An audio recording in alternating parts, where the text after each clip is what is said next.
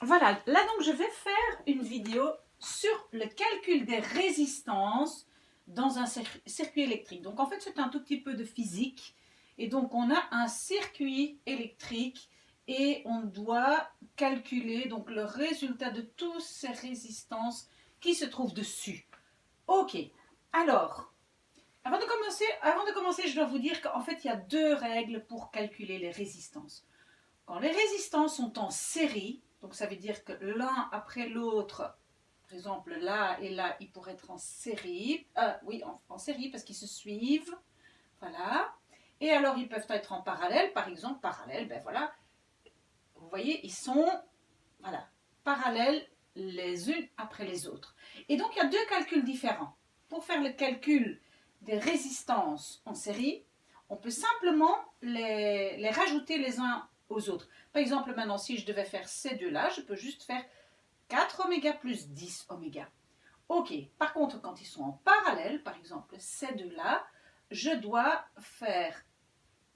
appliquer cette règle-ci. Donc, 1 divisé par ma résistance totale et 1 divisé par la première résistance plus 1 divisé par la deuxième résistance. D'accord? En fait, ce sont les deux règles et on va voir un tout petit peu plus tard comment ça s'applique. Ce n'est pas si difficile que ça, mais ce sont les deux règles à retenir. Ok, maintenant, quand on doit donc calculer la résistance de ce circuit, on va le faire deux par deux. Donc d'abord, on va calculer ces deux-là. Une fois qu'ils sont ensemble, c'est ces deux ensemble avec celui-là. Et puis tout ça ensemble avec la résistance ici. Ça va?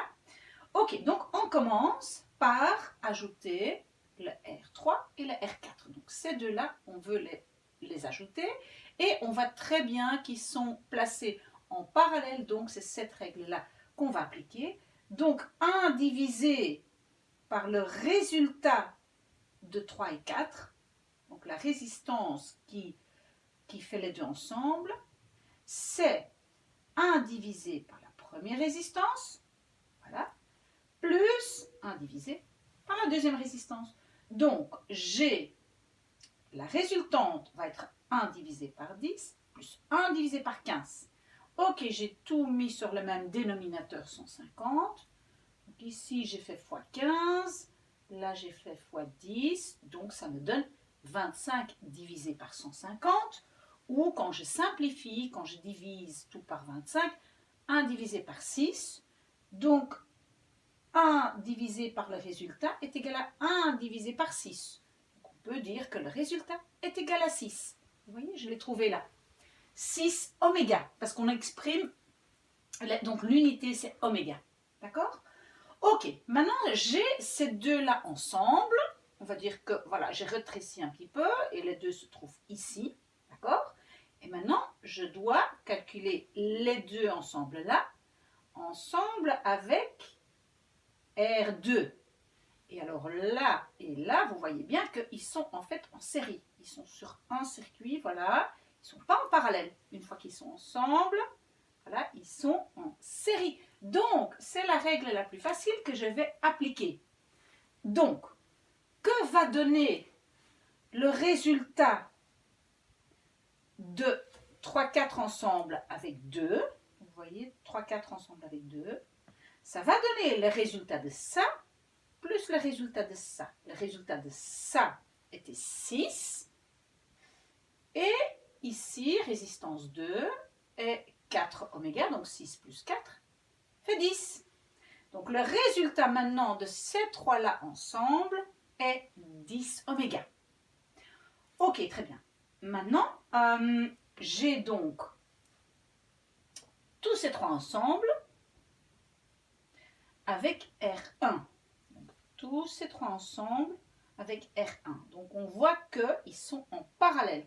Ils ne sont pas sur le même rond, on va dire. Même s'il est carré, on va dire le même rond. Donc ceux-là ensemble sont en parallèle avec ça.